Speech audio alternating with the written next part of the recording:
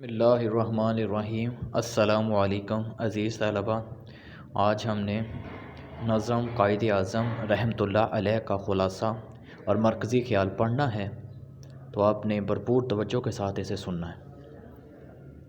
پہلے خلاصہ، اس نظم میں شاعر قائد اعظم رحمۃ اللہ علیہ کی خدمات کو سراہتے ہوئے خراج تحسین پیش کرتا ہے۔ قائد اعظم رحمۃ اللہ علیہ کی ذات کو موضوع بنا کر شاعر کہتا ہے کہ قائد اعظم کے خیال سے ہمارا دل خوش ہو جاتا ہے، ان کی ہمت سے ہم آزاد ہوئے ہیں اور ہمیں خوشیاں ملی ہیں، ہمارا گلستان ان سے ہی آباد ہے۔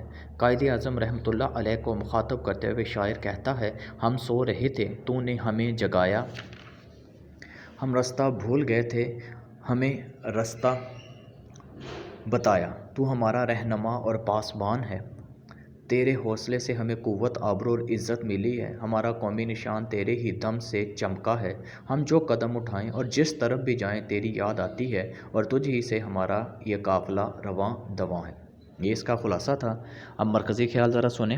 اس نظم میں شاعر قائد اعظم رحمۃ اللہ علیہ کو خراج عقیدت پیش کرتے ہوئے کہتا ہے کہ ہماری آزادی، آبرو اور عزت قائد اعظم رحمۃ اللہ علیہ کی محرون منت ہے۔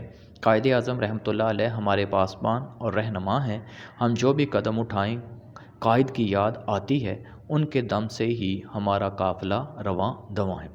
یہ میں نے نظم قائد اعظم رحمۃ اللہ علیہ کا مرکزی خیال اور خلاصہ آپ کے سامنے بیان کر دی ہے۔ امید ہے کہ آپ کو سمجھ آ چکی ہوگی، آپ نے اسے اچھی طرح ذہن نشین کر لینا ہے۔ اللہ حافظ۔